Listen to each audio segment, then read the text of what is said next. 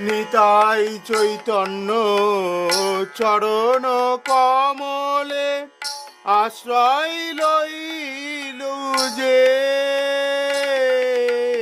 নিতাই চৈতন্য চরণ কমলে আশ্রয় লইল যে।